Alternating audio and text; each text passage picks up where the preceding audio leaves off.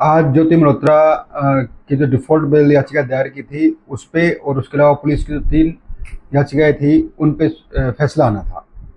तो default bell याचिका अदालत ने खारिज कर दी और पुलिस की जो 3 एप्लीकेशन थी उसके अंदर 2 को स्वीकार कर लिया है और 1 को आंशिक तौर पर स्वीकार किया। जो जिनको स्वीकार किया उसमें ये है कि ज्योति को पूरा चालान ना दिया जाए, उसके अंदर कुछ वीडियो है, कुछ चैटिंग है वगैरह, वो पार्ट हटा दिया जाए। उसको पुलिस अदालत ने मान लिया है और वो पार्ट नहीं मिलेगा। दूसरा ये था कि वो हटा के और चालान बनाया वो सप्लाई कर दिया जाए, उस याचिका को भी अदालत ने मान लिया है। और तीसरी एप्लीकेशन ये थी कि चालान को मीडिया में प्रकाशित ना किया जाए और इसमें मीडिया ब्रीफिंग पर रोक लगाई जाए। तो अदालत ने इस मामले में डिफेंस को, प्रोसिक्यूशन को, दोनों को हिदायत दी है कि चालान को प्रकाशित ना किया जाए और किसी को भी ना दिया जाए, लेकिन मीडिया ब्रीफिंग में रोक नहीं लगाई जाए। अभी आप इसमें क्या कुछ जो है कार्रवाई करने वाले? अब इसके अंदर अब 10 सितंबर को तो ज्योति को फिजिकली तौर पर पेश किया जाए, तो उस वक्त वो जो अधूरा चालान है जो पुलिस ने तैयार किया वो मिलेगा। और उसके अलावा कल मैं इसकी नकल की डिमांड करूंगा और इन ऑर्डर्स की, चारों ऑर्डर्स की नकल लेके इनके खिलाफ रिवीजन याचिका दायर की जाएगी। तो इस मामले की आपके कब सुनवाई होगी? ज्योति 10 सितंबर को फिजिकल तौर पर पेश किया जाएगा और वो अधूरा चालान दिया जाएगा।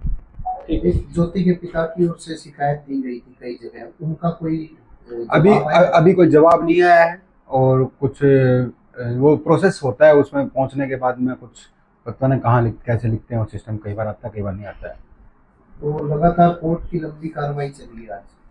हाँ, और इस मामले में वही शिकायतें जो है ना वो ज्योति की तरफ से भी जेल अथॉरिटी ने भेज दी है। वो अदालत ने आदेश दिए थे कि जेल अथॉरिटी भेजे, तो ज्योति ने भी अपनी तरफ से वो माननीय राष्ट्रपति जी को, प्रधानमंत्री जी को और गृह मंत्री जी को, मुख्यमंत्री जी को और गवर्नर साहब को जेल से अपनी रिप्रेजेंटेशन भेज दी है।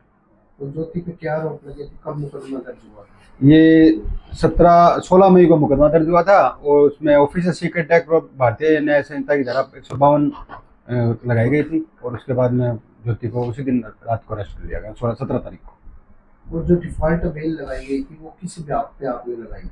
एक्चुअली में पुलिस ने जब ये जो एप्लीकेशन लगाई थी कि इनको अधूरा चालान दिया जाए, तो उस एप्लीकेशन का मैंने विरोध किया, रिप्लाई भी दिया। उसके बाद में जब उस एप्लीकेशन पे बहस हो रही थी तो पुलिस ने बोला कि हमारी इन्वेस्टिगेशन कंप्लीट नहीं हुई है, और पुलिस के एडवोकेट ने बोला।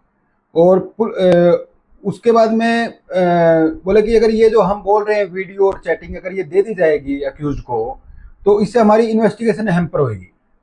तो मुझे मैंने बोला कोई बात नहीं, जो पुलिस बोल रही है कोई बात नहीं, लेकिन जब इन्वेस्टिगेशन कंप्लीट नहीं है तो मेरे अक्यूज का राइट बनता है डिफॉल्ट बेल का, क्योंकि इस मामले में पुलिस को 90 दिन के अंदर पूरी इन्वेस्टिगेशन कंप्लीट करके चालान देना था।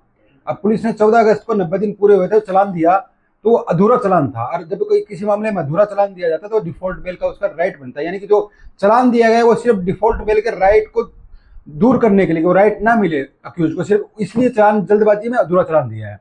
तो मेरा यही प्ली थी कि जब अधूरा चालान दिया गया सिर्फ इस बेल के राइट को हटाने के लिए कि वो बेल का राइट ना मिले, तो ये ऐसी टैक्टिस नहीं चलती। ऐसे कई मामलों में मान लीजिए सुप्रीम कोर्ट ने, हाई कोर्ट ने जजमेंट दिया है कि ऐसे टैक्टिस नहीं चल सकती, आपको या तो इन्वेस्टिगेशन कंप्लीट करनी पड़ेगी। तो अब कोई नहीं, इसके खिलाफ लड़ाई लड़ी जाएगी, आगे रिवीजन दाखिल की जाएगी। चार्जशीट की कॉपी कब हासिल की जाएगी? चार्ज की कॉपी देखो, अधूरी कॉपी 10 सितंबर को मिल जाएगी और अब जो ऑर्डर हुए हैं अधूरी के उसके लिए हम रिवीजन दाखिल करेंगे, क्योंकि ये ऐसा भी पॉसिबल नहीं है ना किसी को अधूरा चालान दिया जाए और वो अपना डिफेंस कैसे तैयार करेगा।